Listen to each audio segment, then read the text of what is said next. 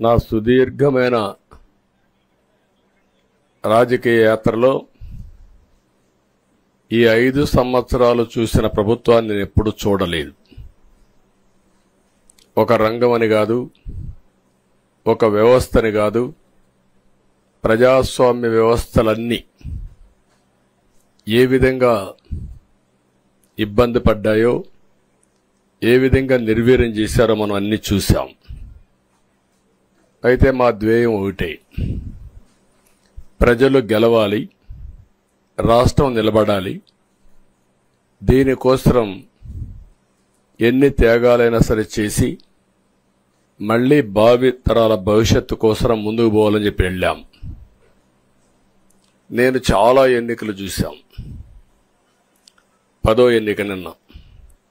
అంటే ఇన్ని ఎన్నికలు చూసినా, అంటే ఎన్నికలు చూడడమే కాకుండా ఈ ఎన్నికలన్నీ at the helm of affairs ఉండి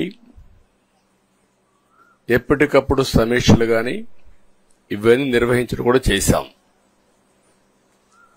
రాజకీయాల్లో ఒడికిదుడుకులు సాధారణంగా ఉంటాయి. ఎవరు శాశ్వతం కాదు. దేశం శాశ్వతం, ప్రజాస్వామ్యం శాశ్వతం, రాజకీయ పార్టీలు శాశ్వతం, అధికారం అశాశ్వతం. రాజకీయ పార్టీలు కూడా సక్రమంగా ఉంటే మళ్లీ ప్రజలు ఆదరిస్తారు.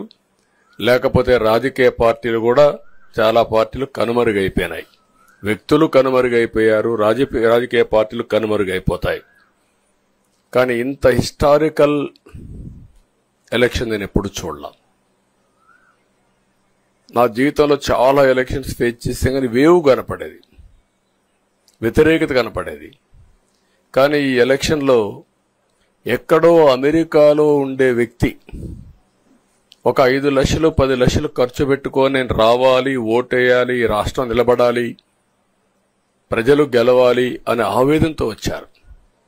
ఎక్కడో పక్క రాష్ట్రాల్లో ఎక్కడో కడుపు నిండడం కోసం కూలి పనులకైనటువంటి వ్యక్తులు, పాచి పనులు చేసుకునే వ్యక్తులు సొంత డబ్బులు పెట్టుకొని నేరుగా ఇక్కడ రైల్వే స్టేషన్లో చూస్తే, బస్టాండ్లో చూస్తే భోజనం కూడా ప్యాక్ చేసుకొని తీసుకొచ్చి ఇక్కడ భోంచేసి ఓటేసే పరిస్థితికి వచ్చారు. ఈ కమిట్మెంట్ ని ఏ విధంగా వర్ణించాలో నాకైతే అర్థం కాదు. ఏ విధంగా వాళ్ళని అభినందించాలో కూడా అర్థం కాని పరిస్థితి.